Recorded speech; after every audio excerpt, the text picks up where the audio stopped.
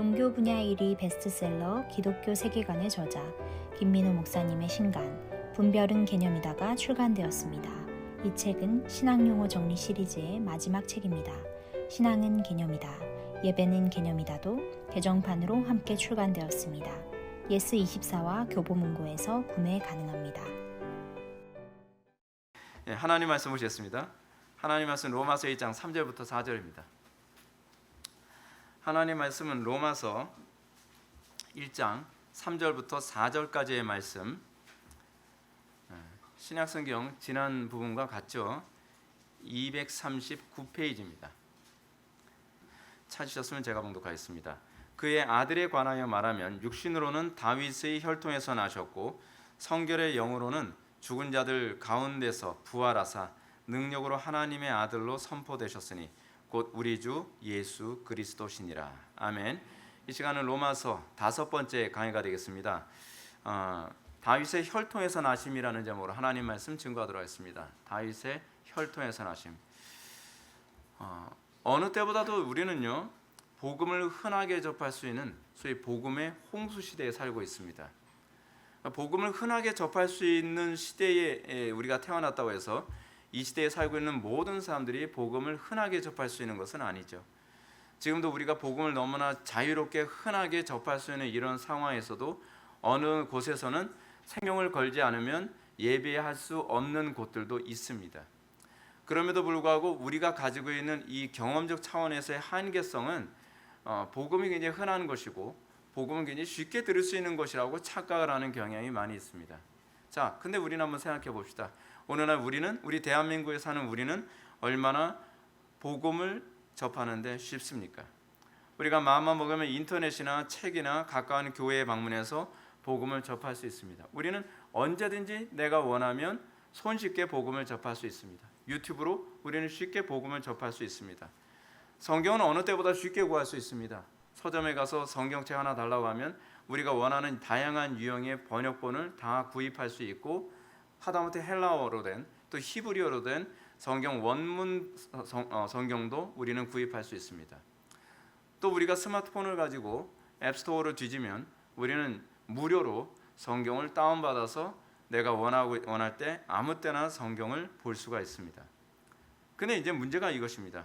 우리가 복음을 접할 수 있고 성경을 쉽게 접할 수 있다고 해서 안심할 수 있는 문제는 아니라는 사실입니다. 이는 마치 물로 가득한 바다. 여러분, 바다는 물로 가득하지만 먹을 수 있는 물은 없습니다. 오히려 바닷물을 마시면 우리는 거기서 더 심한 갈증 때문에 죽을 수밖에 없습니다. 또 홍수 때문에 온통 나라 전체가 물로 가득하지만 우리는 그 물을 마실 수가 없습니다. 그건 다 진흙탕 물이기 때문에 그렇습니다. 물은 많지만 마실 수 있는 물은, 또 우리가 먹어도 우리에게 해가 되지 않은 물은 그다지 많지가 않습니다. 이것이 이 땅을 살아가는 삶의 원리이기도 합니다. 저는 여기서 여러분들에게 이런 질문을 던지고 싶습니다. 여러분, 복음은 무엇입니까? 또 다른 질문을 한번 더 드리고 싶습니다. 여러분들의 과연 어떤 것이 복음으로 여겨집니까? 우리가 먼저 염두에 될 부분은 무엇이 복음인가라는 것 이전에 여러분들은 무엇이 복음으로 여겨지고 있는가에 관한 부분부터 여러분들 자신에게 질문을 던져야 될 필요성이 있습니다. 왜냐하면 여러분들이 복음을 복음되게 받아들이는 것은 복음이 복음으로 여겨질 때라야만 여러분들은 그것을 복음이라고 얘기할 수 있기 때문에 그렇습니다. 상당수의 사람들이 예배당에 찾아옵니다. 소위 복음, 굿 뉴스를 듣기 위해서 예배당에 찾아오지만 수많은 사람들이 기대하는 것은 강단에서 저 목사님이 어떻게 내 마음을 편안하게 해줄까, 저 강단에서 어떻게 성공하는 법, 또는 어떻게 돈을 많이 버는 법, 어떻게 더 행복하게 사는 법, 어떻게 부부관계를 더 원활하게 하는 법을 가르쳐 줄까. 많은 사람들이 교회에서 그걸 기대를 합니다. 근데 여러분들 이런 거 있지 않습니까? 그것은 교회에 오지 않아도 얼마든지 들을 수 있습니다.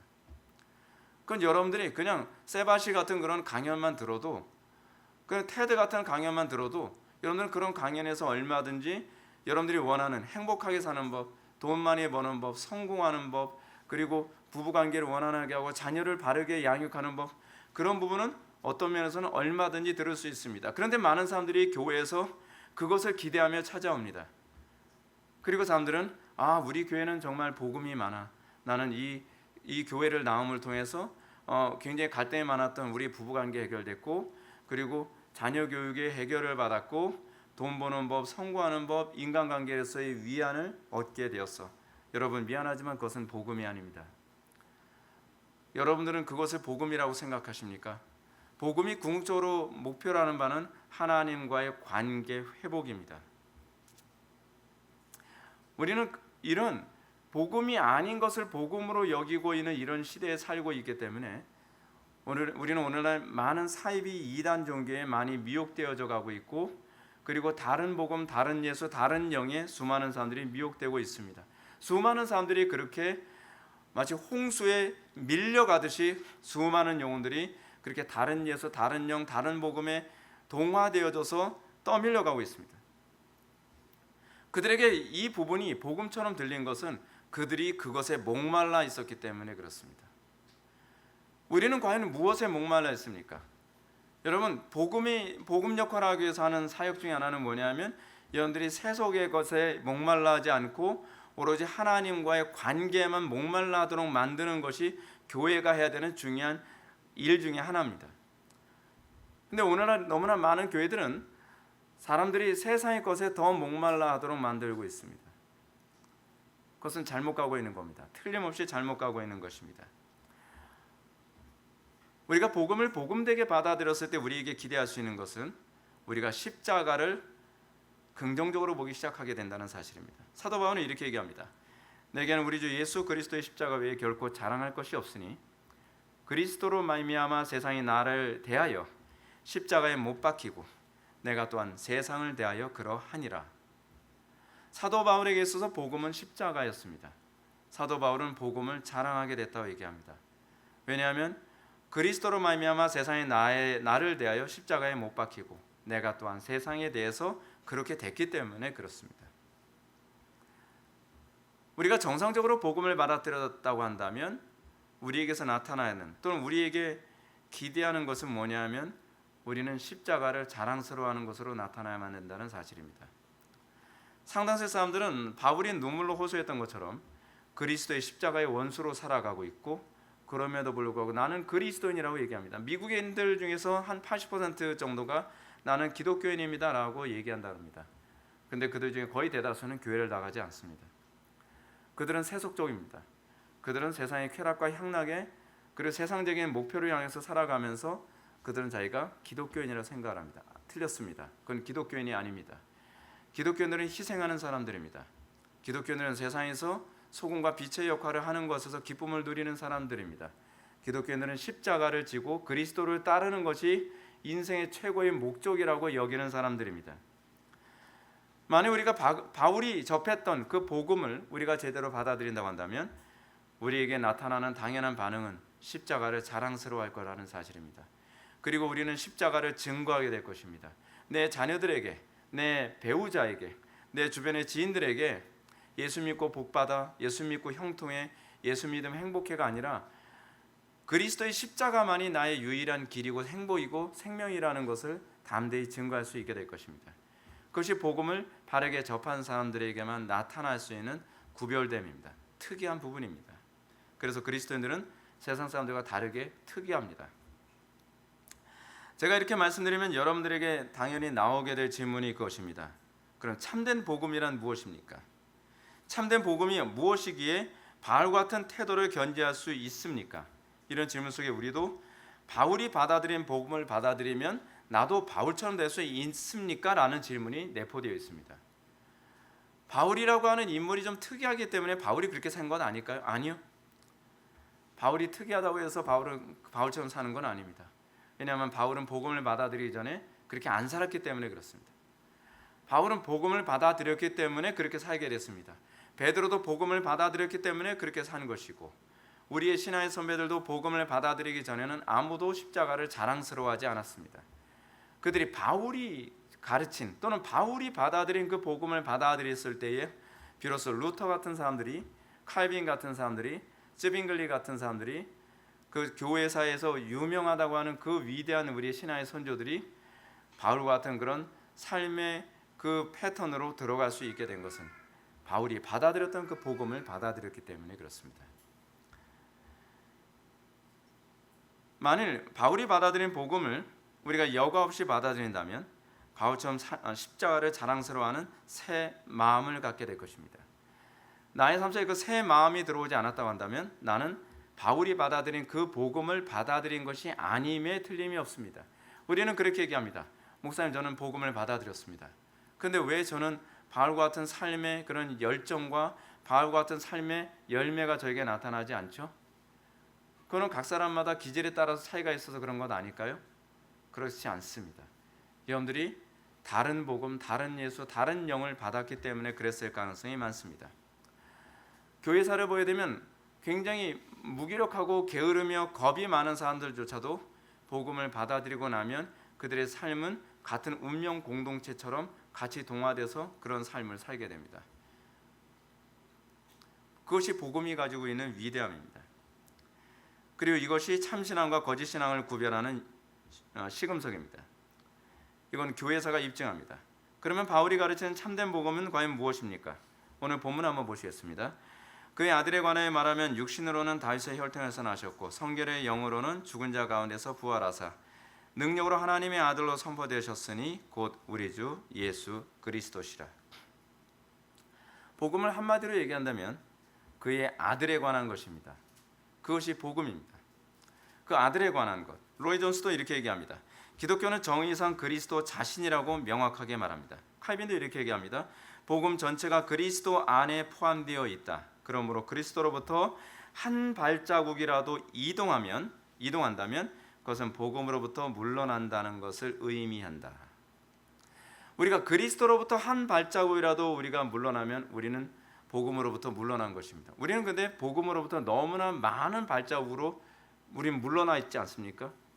복음이 아닌 것이죠.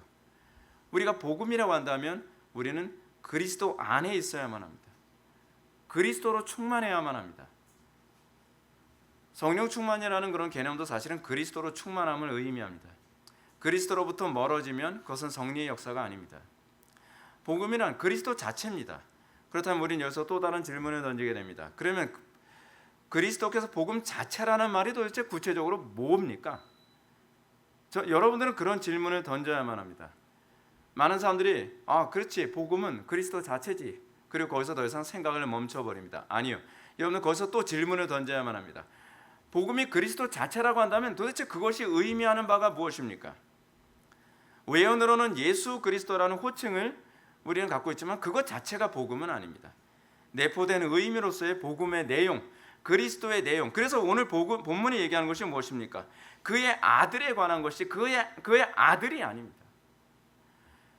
우리는 예수 그리스도 안에 내포되어 있는 그 의미, 그 내용이 무엇인가를 이해할 때에 우리는 다른 예수, 다른 영, 다른 복음에 우리는 선동되지 않습니다.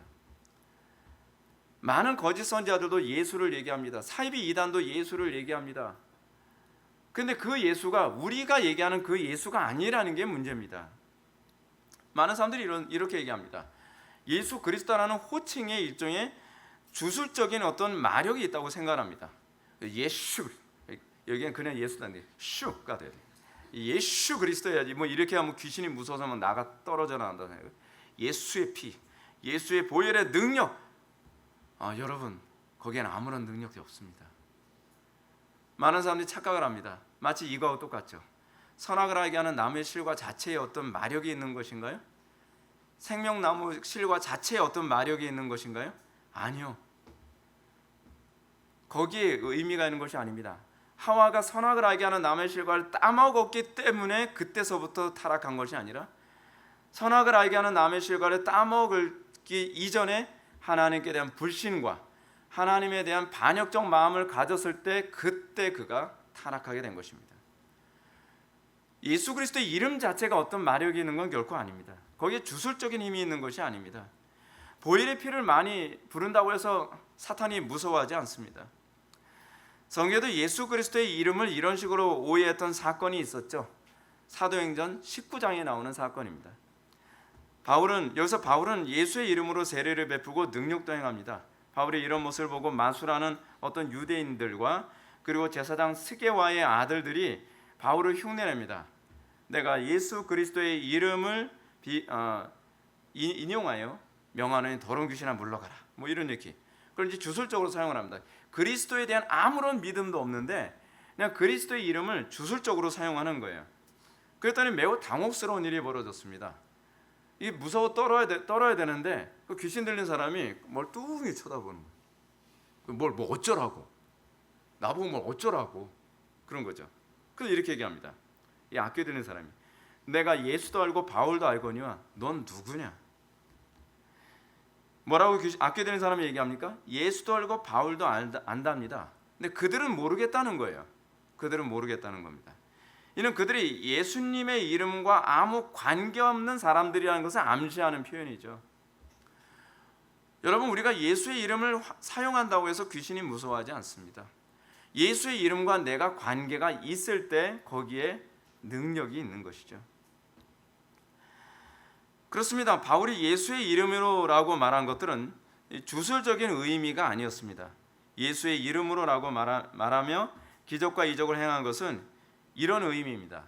나를 통해서 나타나는 기적과 이적은 예수님께서 행하신 것이다 라고 하는 것을 사람들에게 표현하기 위한 거예요.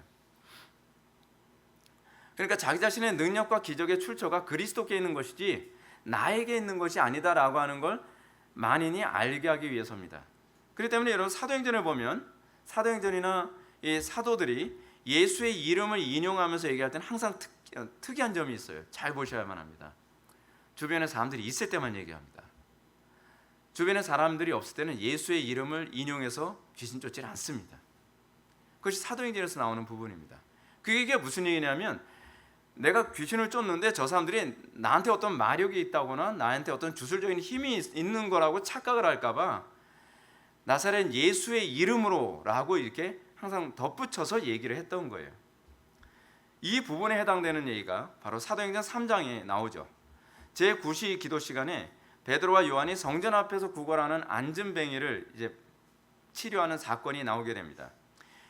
이 두 사도가 이 거린들을 치료할 때 많은 사람들이 바라보고 있었어요. 많은 사람들이 사도들이 이 안진뱅이를 바라보는 거 무슨 일을 할 것 같다라고 하는 분위기가 아주 쳐다보고 있으니까 그 사람들에게 오해 사지 않도록 이렇게 얘기합니다.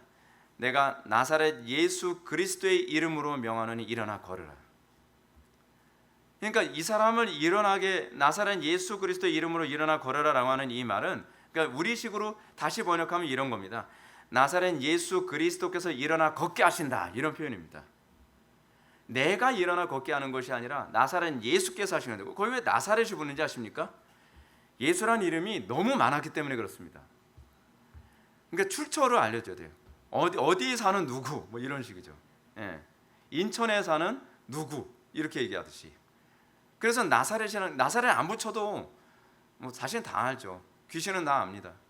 근데 지금 여기서 지금 얘기하고자 하는 것은 이 사람을 내쫓는 주체는 내가 아니라 바로 나사렛 예수 그리스도시다라고 하는 것을 알려주기 위해서입니다.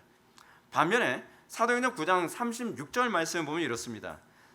사도행전 9장 36절에 보면 이 다비다라는 여제자가 나옵니다. 근데 다비다라는 이 여제자가 죽죠. 그러니까 베드로는 이 죽은 여자를 살리기 위해서 기도할 때 일단은 이렇게 합니다. 사람들을 다 내보내고 본문 말씀 그 얘기합니다. 그리고 베드로는 이 여제자를 살릴 때 단 둘이서 기도합니다. 단 둘이서 그냥 그 시체를 향해서 이렇게 얘기합니다. 이르되 다비다야 일어나라. 이게 뭐 나사렛 예수 그리스도 이름 뭐 이런 거 아무것도 안 붙어요. 그냥 다비다야 일어나라. 여기서 이 베드로는 그리스도께서 나를 통해 이 여제자를 살리실 거라는 믿음이 있었고 그래서 굳이 나사렛 예수를 얘기할 필요가 없었던 겁니다. 그냥 다비다야 일어나 걸어라 뭐 이렇게 얘기하면 되는 것이죠. 중요한 것은 겉으로 드러나는 이름이 아니라 실체입니다. 실제로 그리스도께서 나와 함께 하시는가. 우리는 말로는 그리스도라고 얘기하는데 실제로는 그리스도와 관계없이 사는 경우가 굉장히 많이 있지 않습니까? 마치 그 이름에 무슨 주술적인 의미가 있는 것처럼, 그렇죠? 마치 그 이름을 사탄이 무서워해서 문지방에다가 오직 예수 붙여놓으면 귀신이 안 들어옵니까?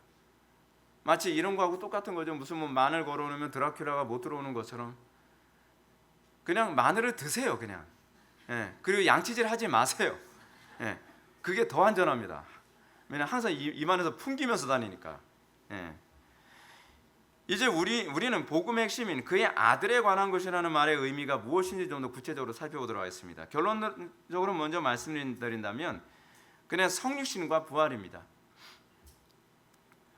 이것이 바로 아들에 관한 것의 핵심입니다. 그래서 오늘 제가 사실은 성육신과 부활 이 두 부분을 다 언급하려고 하는데 성육신 부분만 얘기해도 3절만 얘기해도 설교가 너무 길어져서 다음 주에 부활이라고 하는 부분을 다시 다루고자 합니다. 먼저 이제 3절 말씀 보면 이렇습니다. 그의 아들에 관하여 말하면 육신으로는 다윗의 혈통에서 나셨고, 그래서 바울은 예수 그리스도에 관한 첫 번째 핵심적인 사실을 얘기합니다. 그것은 예수님이 어떤 분이라고요? 육신으로 나셨다. 성육신을 얘기합니다. 그런데 이제 문제가 뭐냐면 바울이 뭐라고 표현하냐면 육신으로는 다윗의 혈통에서 나셨다라고 언급했다는 부분입니다. 이 부분이 왜 중요하냐면요. 우리는 성육신을 얘기할 때 항상 떠올리는 것은 동정녀 마리아에게서 나시고예요. 근데 마리아에게서 동정녀 마리아에게서 난 것에 관해서 얘기하는 것보다 바울은 어디에 초점을 맞추고 있냐면 다윗의 혈통에서 나셨다라고 하는 것에 더 초점을 맞추고 있다는 사실입니다. 왜 그럴까요? 이를 이해하기 위해서 우리는 이 본문에 대한 좀 더 정확한 번역을 좀 이해해야만 합니다. 이게 굉장히 중요한 부분이에요. 더 정확한 번역이 무엇이냐면 다윗의 혈통이 아니라 다윗의 씨입니다. 다윗의 씨에서 나셨고, 더 정확하게 얘기하면 나셨고가 아니라 다윗의 씨가 씨로 되셨다 해요. 이게 헬라어의 정확한 번역입니다. 다윗의 씨가 되셨다. 그래서 바울이 관심을 갖고 있는 복음의 핵심으로 성육신은 무엇인가?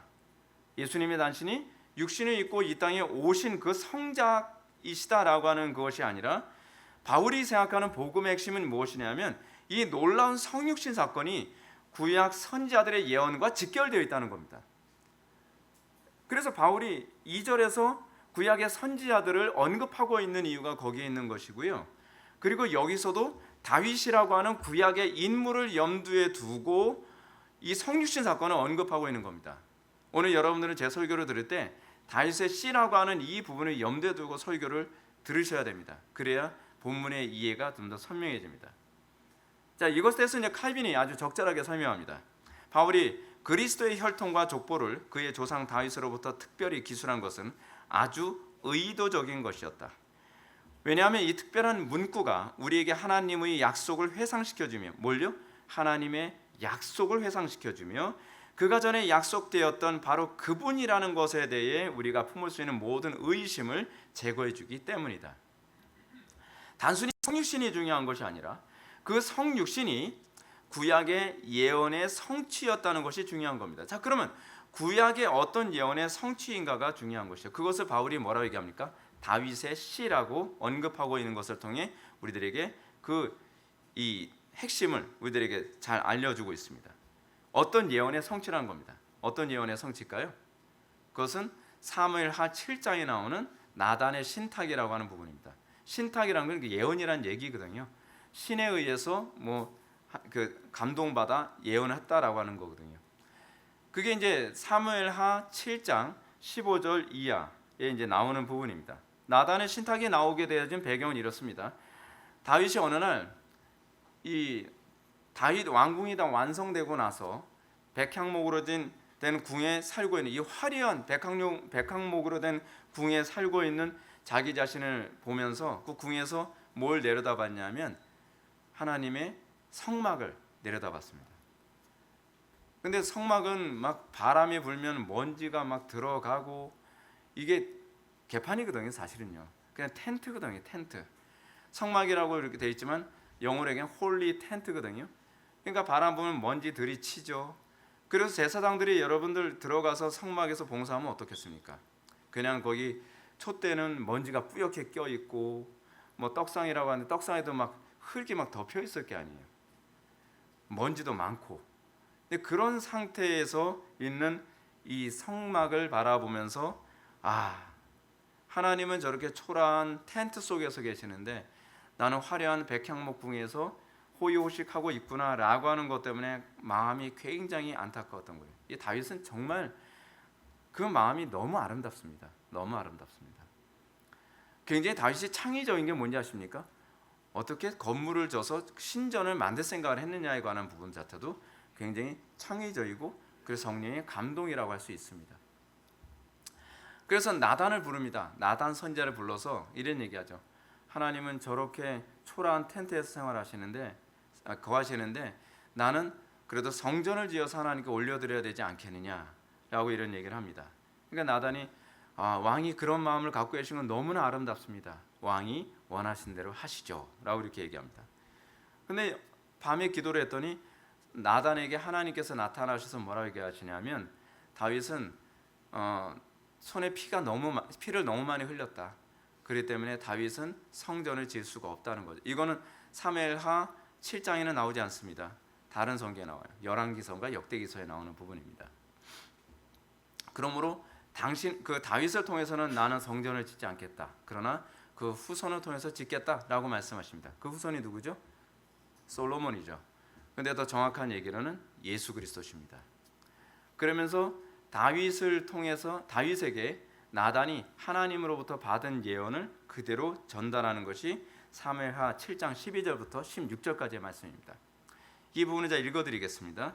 내 수완이 차서 내 조상들과 함께 누울 때에 내가 내 몸에서 날 내 씨를, 여기서 씨가 나오죠. 그렇죠?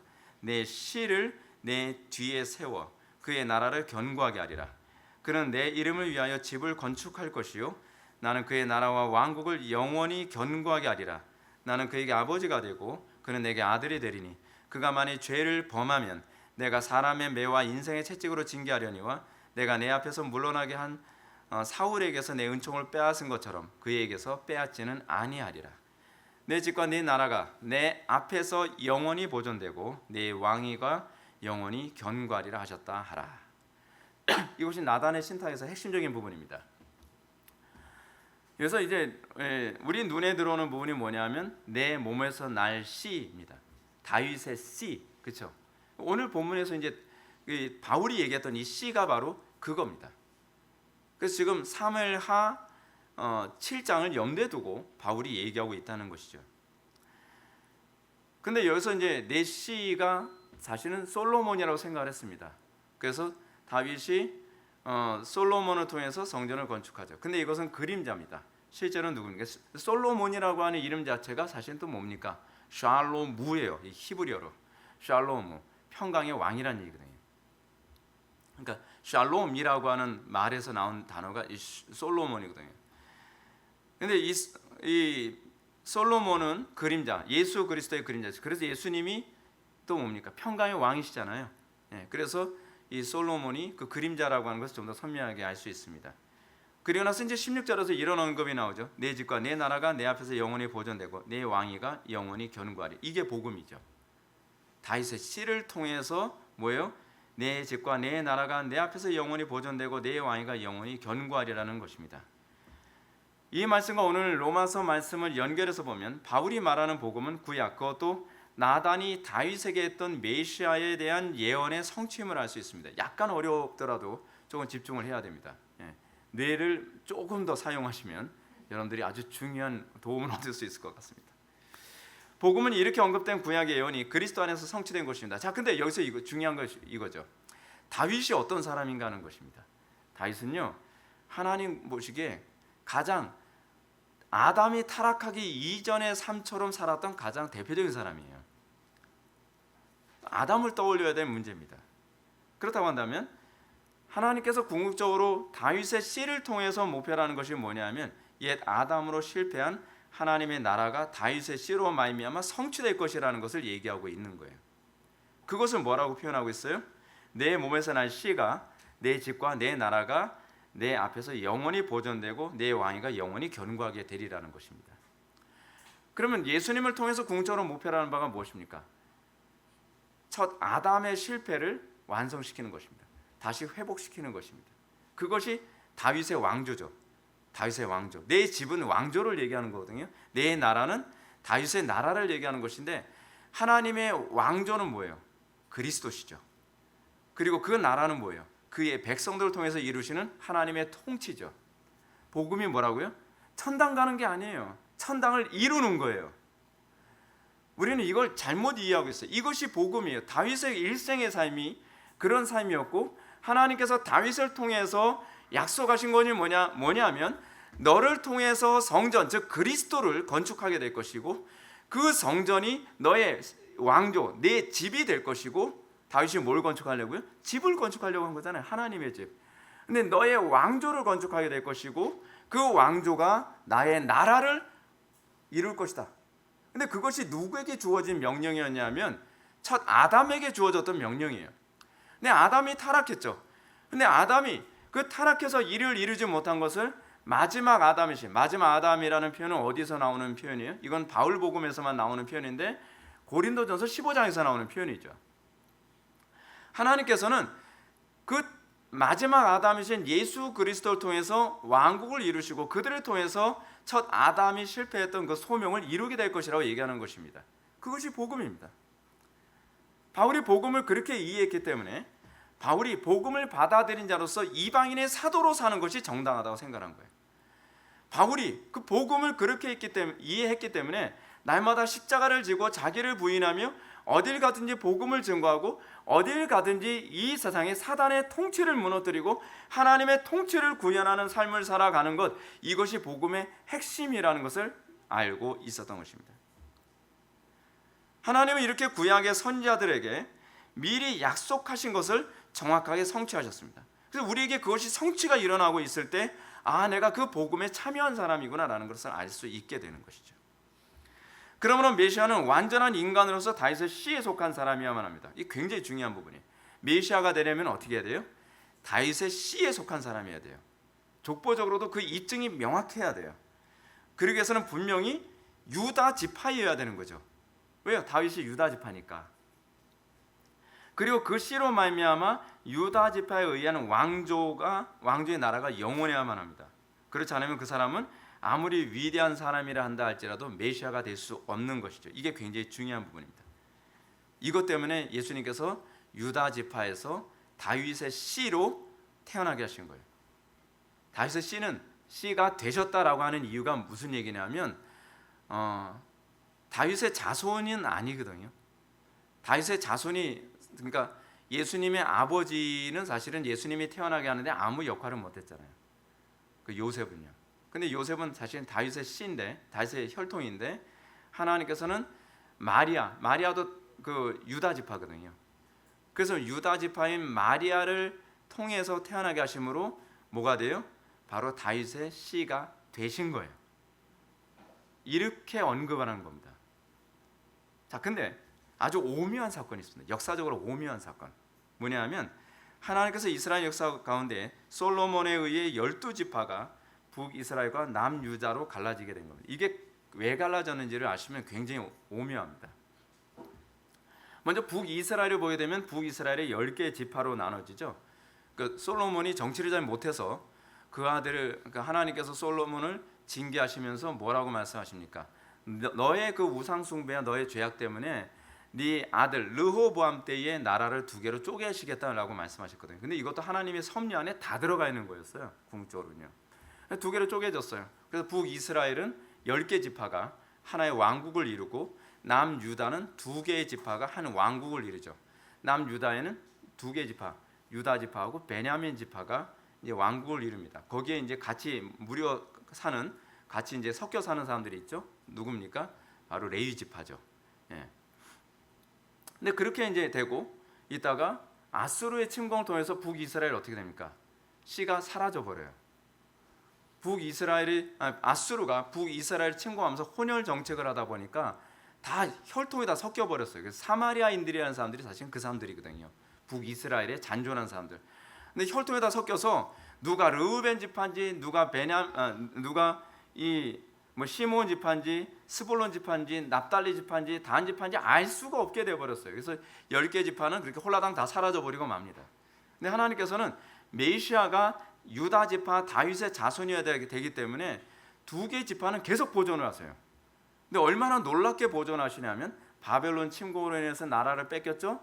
그리고 난 다음에 그 알렉산더 대왕 헬라 제국이 와서 또 정복을 했죠. 또 어느 나라가 또 정복합니까? 로마가 또 정복을 했죠. 이 수백 년에 걸쳐서 계속 이 여러 나라가 와서 점령하고 하는데 하나님께서 놀랍게도요, 이 두 개의 지파는 순수성을 계속 유지시켜 주시는 거예요. 왜요? 예수님이 유다 지파 다윗의 자손에서 탄생하겠다고 예언하셨기 때문에 그 예언의 성취를 위해서 이 두 개의 지파를 보존하세요. 그리고 나서 예수님이 탄생하시고 예수님이 메시아 사역을 하고 나니까 AD 70년에 족보가 없어집니다.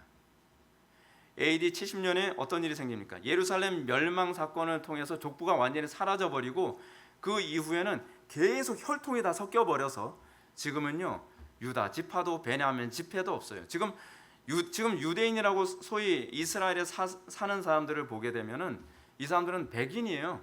혈통이 하도 많이 섞여가지고 이제는 유다 지파는 존재하지 않아요. 무슨 얘기죠? 더 이상 메시아는 올 수가 없다는 걸 입증하는 거예요. 이미 AD 70년 이전에 오셨다라고 하는 것을 그 민족에게 알려주고 있는 거죠. 메시아 기다릴 필요 없다. 이미 예언이 성취됐다라고 하는 것을 알려주기 위해서 AD 70년에 그 사건이 일어나게 하시고, 그리고 히틀러 같은 그런 사람들을 통해서 혈통이 계속 섞여서 더 이상 그러니까 아주 퓨리티한 그런 혈통은 없어지게 만들어 버리신 거예요. 그래서 오로지 예수 그리스도만이 메시아 되심을 역사를 통해서 하나님께서 입증하고 계시는 것입니다. 놀랍죠? 굉장히 놀라운 것입니다. 그래서 로이드 존스 다음과 같이 얘기합니다. 어떤 사람이 나타나서 지금이라도 내가 메시아다 하면 그가 정말 다윗의 후손에 속했는지 입증할 수 없을 것입니다. 그러나 오신 메시아가 다윗의 후손이라는 사실을 우리는 입증할 수 있습니다. 왜요? 그때까지는 아직까지 족보가 존재했기 때문에 그런 거예요. 그렇습니다. 복음은 이렇게 하나님이 선지자들로 말미암아 성경에 미리 약속하신 것이라는 점을 기억해야만 합니다. 신약이 신약일 수 있으려면 구약에 대한 분명한 이해가 있을 때라야만 신약이 신약이 되고, 구약이 복음으로 보일 때 신약이 복음으로 더 선명하게 보이게 되는 것입니다. 이런 차원에서 볼 때 자기 스스로 메시아라고 지칭하는 사람은 자신이 하나님이 선지자들로 말미암아 성경에 미리 약속하신 것이라는 사실을 입증해야만 합니다. 적어도 한국인들 중에서 메시아는 나올 수가 없습니다. 근데 한국인, 미국인 아니 외국에서 왜 이렇게 내가 메시아다 유다 지파 다윗의 혈통이어야 된다니까요. 근데 자기가 메시아래요. 우리나라는 참 특이한 나라에서 과거에 한 20년 전에는 우리나라에 하나님만 10명이었거든요. 하나님만 10명에다가 메시아가 한 100명 정도 되는 정말 복받은 나라예요. 근데 이게 다 말짱 거짓말이라고 하는 것이 뭐로 입증되어져요? 구약의 선지자의 예언하고 정확히 일치해야 돼요. 일치하지 않습니다. 정확히 유다 지파 다윗의 씨여야 돼요. 이렇게 바울이 복음을 하나님이 선지자들로 말미암아 성경에 미리 약속하신 것이라고 한 점을 통해서 우리가 깨닫게 되는 점은 복음은 역사적 정통성을 가지고 있다는 것입니다. 복음은 그리스 신화와 같지 않습니다. 복음은 사람이 지어낸 것이 아닙니다. 복음은 역사 속에서 이미 예언된 것이며 그 예언의 성취 속에서 나타난 것입니다. 그러므로 우리에게 나타난 복음의 증상들도 마찬가지입니다. 복음을 받았다는 사람들은 구약의 예언과 직결되는 일이 나타나야만 합니다. 그냥 기사와 이적과 병고침이 일어난다고 해서 내가 그 복음에 참여했다거나 내가 복음을 아는 사람이 아닙니다. 뭐죠? 내가 그 다윗의 그 왕조와 내가 그 다윗의 나라의 그 확장의 한 부분으로 살아가고 있느냐에 관한 문제입니다. 내가 그 주님의 그 예언, 구약의 예언이 성취의 일부로 살아갑니까? 왜 가룟 유다가 구원받지 못한 사람이라고 얘기합니까? 그것은 하나님의 선하신 그 역사의 일부가 아니라 악할 때 악하게 쓰임 받는 역사의 일부였기 때문에 그렇습니다. 세상은 딱 두 가지입니다. 하나님의 선하신 역사의 일부로 살아가는 사람과 그렇지 않은 사람들입니다. 누가 구원받은 사람들이고 누가 하나님의 언약의 백성이고 누가 그 복음이 복음으로 여겨집니까? 내가 하나님의 선하신 계획과 뜻의 일부, 하나님의 나라의 그 왕조의 확장을 위해서 쓰임받은 그 일부로 내가 살아가고 있는가 아닌가에 관한 문제입니다. 성경은 이런 거짓된 메시아를 통해서 수많은 사람들에게 미혹이 자행될 것이라고 경고합니다. 그 대표적인 예가 요한계시록 13장 13절부터 14절이죠. 어떻게? 큰 이적과 기적을 행하되 심지어 사람들 앞에서 불이 하늘로부터 땅에 내려오라고 짐승 앞에서 받은 바 이적을 행함으로 땅에 거하는 자들을 미혹하며 땅에 거하는 자들에게 이르기를 칼에 상하였다가 살아난 짐승을 위하여 우리 우상을 만들라 하더라. 수많은 사람들이 미혹당하는 이유가 무엇입니까? 메시아는 기사와 이적을 행하는 것이 메시아라고 생각합니다. 내가 기사와 이적을 행하니까 나는 메시아다. 그래서 마지막 때에 요한계시록은 뭐라고 얘기하냐면 사람들 앞에서 불이 하늘로부터 땅에 내려오게 하는 이적을 보이면서 내가 메시아다라고 사람들을 미혹하게 될 거라고 얘기합니다. 뿐만 아니라 악령으로 받은 능력으로 통해서 이적을 행함으로 땅에 거하는 자들, 자연인들이죠. 그들을 미혹하게 될 거라고 우리에게 경고하고 있습니다. 근데 중요한 것이 뭐냐면 그들의 그 미혹을 통해서 그들이 궁극적으로 어디로 사람들을 인도하느냐에 관한 문제입니다. 바른 복음을 통해서 기사와 이적 나타날 수 있습니다. 그런데 기사와 이적이 중요한 것이 아니라 그 기사와 이적을 일으키는 사람이 사람들을 어디로 인도하느냐에 관한 문제입니다. 요한계시록에서는 우상을 숭배하라고 선동할 거라고 얘기합니다. 우상 숭배로 사람들을 인도할 거라는 것이죠. 평안을 약속해주고 안전을 약속해주고 그리고 풍요를 약속해주고 행복을 약속하면서 어디로 인도해요? 우상을 숭배하는 쪽으로 인도하게 될 거라는 것입니다. 이 미혹의 특징은 성령이 하시는 것 못지않게 기사와 이적과 능력을 행하지만 그들이 목표로 하는 바가 하나님이 선지자들로 말미암아 성경에 미리 약속하신 것을 성취하는 쪽으로 인도하고 있지 않다는 사실입니다. 우리가 항상 조심해야 될 것이 그겁니다. 내가 정말 구원을 받았고 내가 그 복음의 그 은혜 가운데 들어갔는가라고 하는 것은 성경에 미리 약속하신 것, 성경에 미리 약속하신 것이 뭐죠? 다윗의 왕조, 다윗의 나라가 영원할 것이다라고 하는 것이죠. 내가 그 나라와 그 왕조의 영원함에 내가 참여하는 삶을 살고 있는가? 내가 거룩한 전쟁을 위해 내가 헌신하며 하나님만 섬기며 살아가는 그 삶에 내가 참여하고 있는 것, 이것이 바로 성경에 미리 약속한 예언이죠. 그러나 거짓된 선지자들은 사람들을 그쪽으로 인도하지 않습니다. 우상을 숭배하는 쪽으로 기사와 이적과 수많은 것들을 통해서 사람들을 무너뜨리고 그리고 수많은 사람들을 우상 숭배에 빠지게 만들죠. 이 부분은 제가 지난 시간에도 말씀드렸던 신명기 13장에 나오는 이 경고하고도 그대로 일치합니다. 신명기 13장을 보면 이렇게 얘기하고 있다 그랬죠. 너희 하나님 여호와께서 너희가 마음을 다하고 뜻을 다하여 너희 하나님 여호와를 사랑하는지 여부를 알려하사 너희를 시험하시라고 얘기합니다. 예언자들이 예언하는 것이 맞는다 할지라도 그들의 기사와 이적이 이루어진다 할지라도 속지 마라. 그것을 허용하시는 이유는 뭐라고요? 너희가 마음을 다하고 뜻을 다하여 너희 하나님 여호와를 진짜 사랑하는지 사랑하지 않는지, 다시 얘기하면 여호와 하나님을 하나님만 예배하는 사람인지 아니면 우상을 숭배하는 사람인지를 알려하사 너희를 시험하는 것이니 조심하라 라고 우리에게 경고하고 있다는 사실입니다. 이런 유사한 경고가 데살로니가 후서죠. 데살로니가 후서에서도 또 나타납니다. 악한 자의 나타남은 사탄의 행동을 따라 모든 능력과 표적과 거짓 기적과 불의의 모든 속임으로 멸망하는 자들에게 이르리니 이는 그들이 진리의 사랑을 받지 아니하여 구원함을 받지 못함이라.